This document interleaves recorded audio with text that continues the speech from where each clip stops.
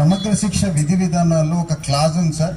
అది clear conditions ఏమంటుందంటే central government వాళ్ళు మీరు స్టేట్ గవర్నమెంట్ వాళ్ళు ఎంతమంది ఎంప్లాయ్మెంట్ ఉన్నా పెట్టుకోండి, ఏమన్నా చేసుకుంటే ఆ ఎంప్లాయ్మెంట్కు మాకు ఎలాంటి సంబంధం లేదు. మేము ఇచ్చే బడ్జెట్ మాత్రం మీకు ఇస్తుంది. మీరు వారు రెగ్యులర్ చేసుకుంటారా, కాంట్రాక్ట్లో పెట్టుకుంటారా, పే స్కేల్ ఇచ్చుకుంటారా, ఈ శాలరీకి సంబంధించిన టాపిక్లో వాళ్ళకి ఎలాంటి సంబంధం లేదు సార్. ఇది కంప్లీట్లీ మేము ప్రజెంట్గా ఏంటంటే సెంట్రల్ గవర్నమెంట్ బడ్జెట్లో వర్క్ చేయొచ్చు, కానీ సర్వీస్ మాత్రం కంప్లీట్ స్టేట్ గవర్నమెంట్కి మాత్రమే మేము ఇస్తున్నాము.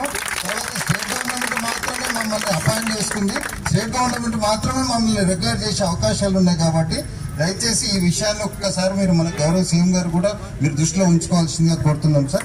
తర్వాత ఇంకొక విషయం సార్, ఇప్పుడు మీరు సరే మీరు అన్నట్టు ఏ రకంగా అయినా టెక్నికల్ అంశాల పరంగా కావచ్చు, ఇంకో అంశాల పరంగా కావచ్చు, మీకు ఒకవేళ మేము తక్షణమే ఒకవేళ ఇది చేయాలనుకున్నా కూడా మీ పరంగా మాకు గౌరవ